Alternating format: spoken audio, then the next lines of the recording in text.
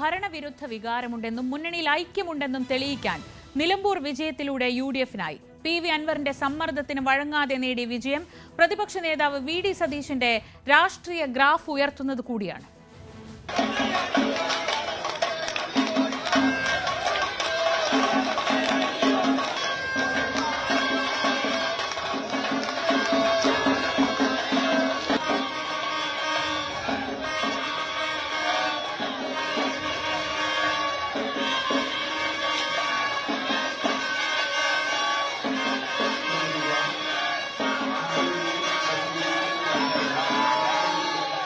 പത്തു മാസത്തിനപ്പുറം നടക്കേണ്ട നിയമസഭാ തെരഞ്ഞെടുപ്പിൽ UDFന് ആത്മവിശ്വാസം പകരുന്ന വിജയം.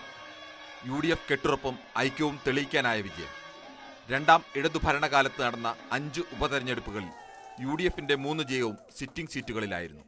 എന്നാൽ നിലമ്പൂരിലേത് ഇടതു സീറ്റ് പിടിച്ചെടുക്കുകയായിരുന്നു.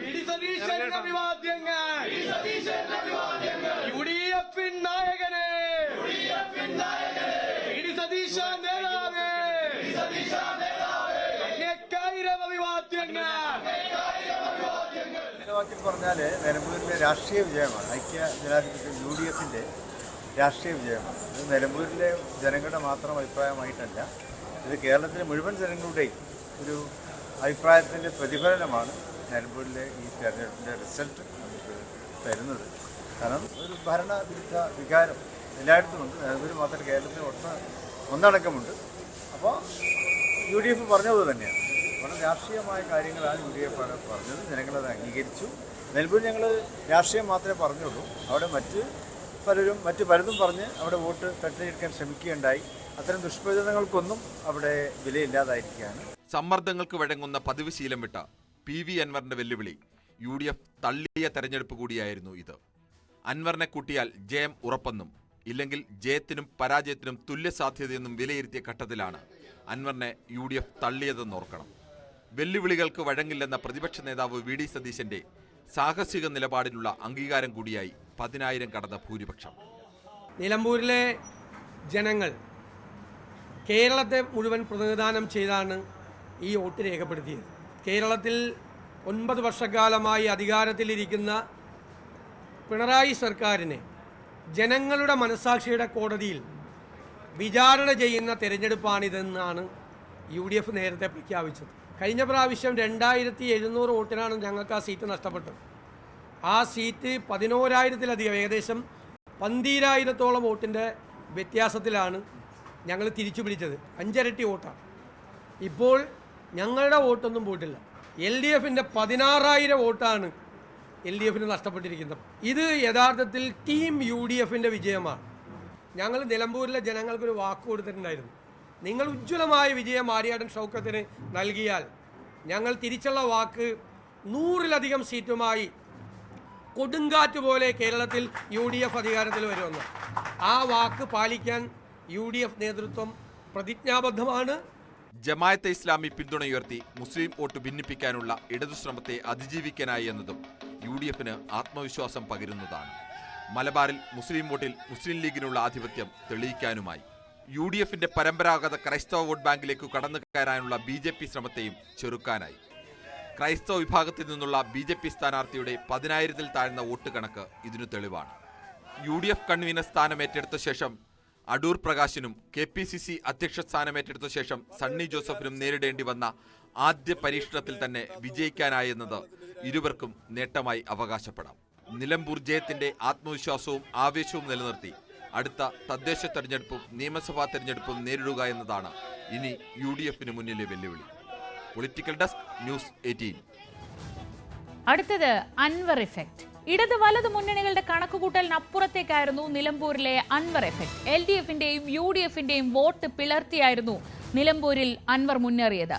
രാഷ്ട്രീയ അഗ്നിപരീക്ഷയായ ഉപതെരഞ്ഞെടുപ്പിൽ സ്വാധീനം തെളിയിച്ച PV അൻവർ അവഗണിക്കാൻ കഴിയാത്ത ഫാക്ടറാണെന്ന് തെളിയിക്കുകയാണ്. ഇതോടെ ഒരിക്കൽ കൂടി അൻവറിന് മുന്നിൽ അടച്ച വാതിൽ വീണ്ടും തുറക്കണമെന്ന രാഷ്ട്രീയ ചർച്ചകൾ UDFൽ സജീവമാവുന്നു.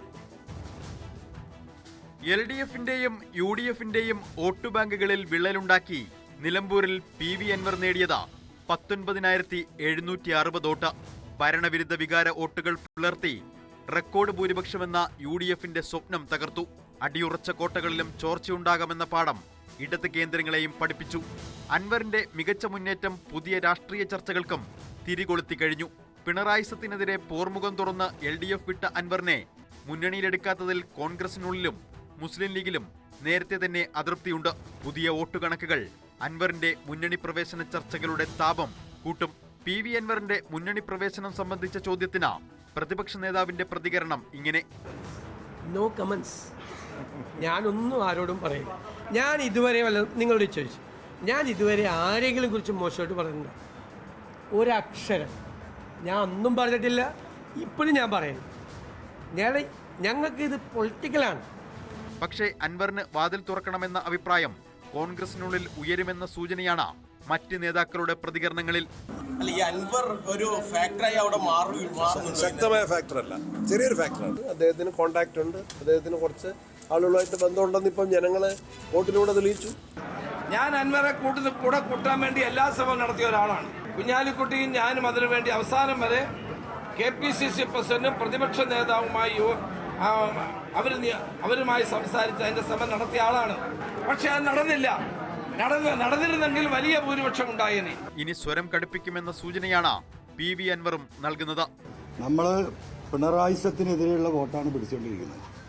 അതിൽ ഭൂരിപക്ഷവും പിടിച്ചുകൊണ്ടിരിക്കുന്നത് ഇപ്പോൾ കണ്ടതുപോലെ LDF ക്യാമ്പിൽ നിന്നാണ്. അത് വോട്ടിംഗ് പൂർത്തിയായി വോട്ടിംഗ് പെർസെൻറ്റേജ് പരിശോധിക്കുമ്പോൾ മനസ്സിലാവുന്നതാണ്. എന്തായിരുന്നാലും ജനങ്ങൾ ഈ പറയുന്ന സകലമാന മന്ത്രിമാരും MLA മാരും MP മാരും തലകുത്തി മറിഞ്ഞിട്ടും PV അൻവറിനൊരു 3000 വോട്ട്, പിന്നെ ഒരു 5000 വോട്ട്, പിന്നെ ഞെരുങ്ങി ഇന്നലെ രാത്രിയൊക്കെ ആകുമ്പോൾ ഒരു 8000 9000-ത്തിലൊക്കെ എത്തിയിരുന്നു. അൻവറിന് LDF വോട്ട് കിട്ടിയോ എന്ന് പരിശോധിക്കുമെന്ന് CPM സംസ്ഥാന സെക്രട്ടറി MV ഗോവിന്ദനും വ്യക്തമാക്കി. ഉപതെരഞ്ഞെടുപ്പിന് ശേഷവും PV അൻവറിൽ കേന്ദ്രീകരിച്ചുള്ള ചർച്ചകൾ ചൂടുപിടിക്കുമെന്ന് ചുരുക്കം. നിലമ്പൂരിൽ സ്വതന്ത്ര സ്ഥാനാർത്ഥിത്വമെന്ന രാഷ്ട്രീയ തീരുമാനം ശരിയായിരുന്നുവെന്ന് തെളിയിക്കുക മാത്രമല്ല, വിധി വന്നതിന് തൊട്ടു പിന്നാലെ UDF പ്രവേശന ചർച്ചകൾക്ക് തുടക്കമിടാൻ കഴിഞ്ഞതും അൻവറിന്റെ രാഷ്ട്രീയ നേട്ടം തന്നെ. ന്യൂസ് 18 നിലമ്പൂർ. ഇനി നമ്മൾ വിശകലനങ്ങളിലേക്ക് വീണ്ടും കടക്കുകയാണ്. കോൺഗ്രസ് നേതാവ് ശ്രീ സേനാപതി വേണു നമ്മളോടൊപ്പം തുടരുന്നുണ്ട്. ഒപ്പം രാഷ്ട്രീയ നിരീക്ഷകൻ ശ്രീ ശ്രീജിത്ത് പണിക്കർ കൂടി നമ്മളോടൊപ്പം ചേർന്നു.